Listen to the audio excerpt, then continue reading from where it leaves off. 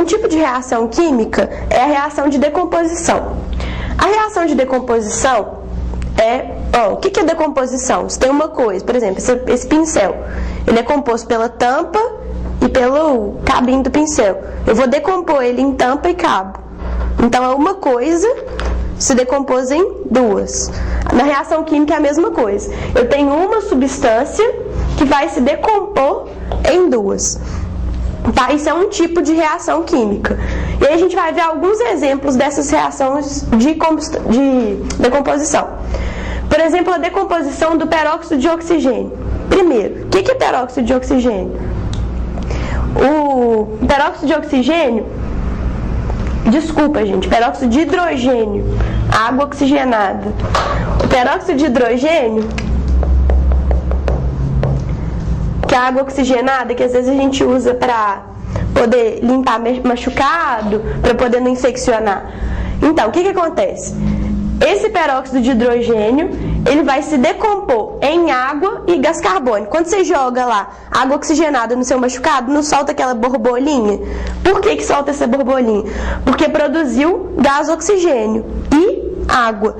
Agora, como que acontece essa decomposição do peróxido de hidrogênio? Tanto é que a água oxigenada, vocês já viram que ela é guardada em vidrinho de cor mais escura?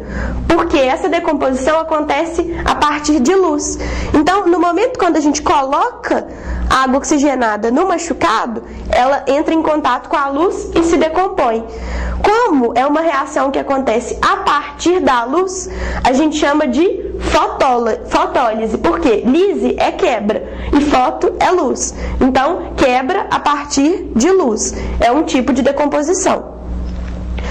Outro tipo de reação de decomposição é a questão da decomposição da água. A água, para se decompor ela, a gente tem que decompor a partir de corrente elétrica. Então, essa corrente elétrica, ela vai separar a água nos componentes básicos dela. Do que a água é composta? A água é composta por hidrogênio e por oxigênio. Então, você tem a água lá. Você faz passar corrente elétrica nela. Quando passa corrente elétrica, ela se decompõe em hidrogênio e oxigênio. Esse tipo de decomposição que a gente tem a partir de corrente elétrica, ele é chamado de eletrólise. Então, de elétrons e lise de quebra. Quebra a partir de corrente de elétrons, corrente elétrica. Outro tipo de decomposição que a gente tem é no caso da decomposição do carbonato de cálcio. O carbonato de cálcio, ele é o principal constituinte da rocha calcário.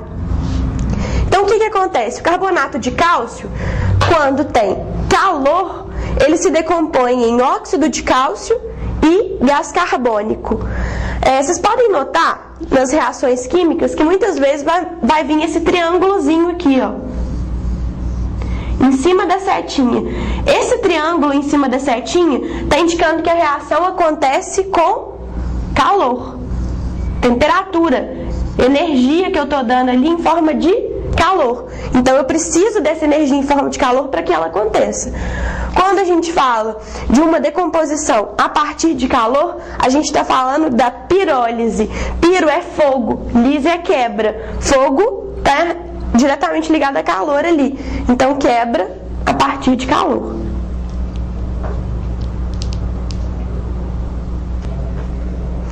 Agora a gente vai entender um pouquinho sobre a diferença de substância simples e substância composta. Seguinte, a gente viu então que tem a substância pura. Só que essa substância pura, ela pode se classificar em substância pura simples ou substância pura composta. O que vai diferenciar a substância pura simples da substância pura composta? Por exemplo, lembra que a gente falou lá da reação de decomposição da água? A água, no caso, é uma substância pura composta. Por que ela é chamada de substância pura composta? Porque se a gente quiser, a gente pode separar ela em partes menos complexas. Ou seja, ela é formada por outras substâncias menores. Então, a água se decompõe em hidrogênio e oxigênio. A água é uma substância pura composta. E o hidrogênio e o oxigênio são substâncias puras simples. Por que eles são substâncias puras simples? Porque eu não consigo quebrar hidrogênio ou oxigênio em uma parte menor. Então, resumindo tudo, substância pura composta é aquela que eu consigo dividir em partes menores. Substância pura simples é aquela que eu não consigo dividir. Então, olha esse esqueminha que eu fiz aqui. Você tem uma amostra de matéria. Essa amostra de matéria, ela pode ser uma substância pura ou uma mistura. Se ela for uma substância pura, ela pode ser simples ou pode ser composta. Como que eu vou saber se ela é simples ou composta? Se ela for composta, ela pode se decompor em substâncias menos complexas. Se ela for simples, ela não pode se decompor em substâncias menos complexas. Já a mistura, a gente tem mistura homogênea e mistura heterogênea. Essa mistura, ela pode ter seus componentes separados. Lembra dos métodos de separação de mistura? Então, quando a gente tem uma mistura, a gente consegue separar ela nas substâncias que compõem ela. Então, essas substâncias que compõem, cada uma é uma substância pura. E ela pode ser simples ou composta. Aí a gente entra com o conceito de elemento químico, que é um conceito bem abrangente que foi criado por Boyle. O que aconteceu? Aristóteles tinha para ele que toda matéria ela era formada por 4 elementos básicos: o fogo, a terra, a água e o ar. Só que o Boyle era um cara muito cético, ele só acreditava nas coisas comprovadas. E aí ele definiu que a matéria ela era formada por um elemento químico. E esse elemento químico, ele nada mais era que uma substância pura, que não sofria decomposição. Ou seja, o Boyle acreditava que o elemento químico era uma substância pura simples, porque a gente não acabou de ver que substância pura simples é aquela substância que não sofre decomposição? E ele falou que elemento químico é uma substância pura que não sofre decomposição. Então, para Boyle, elemento químico é uma substância pura simples. Com base nisso, foram criadas 2 leis: a lei de Lavoisier e a lei de Proust. A lei de Lavoisier, ela também pode ser chamada de lei das conservações da massa. O que foi isso, então? O Lavoisier, ele descobriu e falou pra gente que quando uma reação química acontecia, ela acontecia com a massa constante.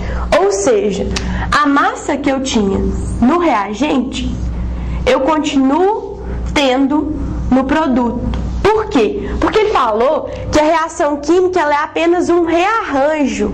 Você tinha uma coisa, você rearranjou para formar outra. Eu combinei essas coisas que eu já tinha para formar uma nova substância. Então, se você está trabalhando com uma coisa que você já tinha, a massa é constante. Então, vamos ver aqui o exemplo da água, da decomposição da água. A água tem 18 gramas. Se decompõe em hidrogênio, 2 gramas, e oxigênio, 16 gramas. Ou seja, se eu somar a massa do hidrogênio com a massa do oxigênio, vai dar a mesma massa da água, 18 gramas. Então, sempre você vai ter que ter igual o número de massa do reagente com o número de massa do produto, por causa dessa lei de Lavoisier. Tanto é que ficou criada aquela frase lá de Lavoisier para os conhecimentos populares do que na natureza nada se perde, nada se cria, tudo se transforma, com base nessa ideia aqui. Porque tudo que eu transformei, que a reação química é uma transformação, e a gente teve o que? Manteve aquela massa. Isso era considerado o quê? Mantém a massa sim, mas em recipiente fechado. Por que disso, gente? Por que ele frisou essa questão de que mantém a massa em recipiente fechado? Porque no caso da água, por exemplo, quando ela se decompõe em hidrogênio e oxigênio.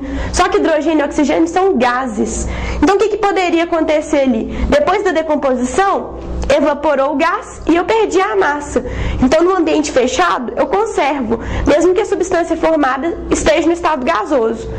Então, sempre frisar isso aqui, que tem a conservação da massa, sim, quando uma reação química acontece, mas essa transformação tem que acontecer em recipiente fechado. Outra lei que foi criada nessa mesma época foi a lei de Proust. E essa lei também pode ser chamada de lei das proporções constantes. O que esse cara quis falar com isso? Por exemplo, de novo na água lá. A gente tinha 18 gramas de água que reagiam para formar 2 gramas de hidrogênio e 16 gramas de oxigênio. Ele falou que essa proporção entre as substâncias utilizadas, elas eram constantes. Então é tipo assim, na reação química acontece como se fosse uma receita. Quando você vai fazer um bolo lá, você não tem os ingredientes? Eu preciso de 4 ovos, não sei quantas xícaras de farinha de trigo. Então você segue aquela receita. Você segue aquela receita porque você tem um produto final, não é isso? Na reação química é a mesma coisa. Eu preciso seguir a receita. Se eu vou quadruplicar o ingrediente, eu tenho que quadruplicar todos, porque senão vai dar errado. Aqui é a mesma coisa. Se eu uso 18 gramas de água, eu vou produzir 2 gramas de hidrogênio e 2 gramas de oxigênio. Agora, se eu uso 27 gramas de água, eu vou produzir 3 gramas de hidrogênio e 24 gramas de oxigênio. Sempre numa proporção constante. Aqui no caso, então, na reação de decomposição da água, para cada 1 hidrogênio que eu uso, eu gasto 8 oxigênios, tá vendo? Eu multiplico a massa por 8, ó. 2 vezes 8, 16. Usei 2 gramas de hidrogênio, 16 de oxigênio. 3 vezes 8, 24. Usei 3 gramas de hidrogênio, 24 gramas de oxigênio.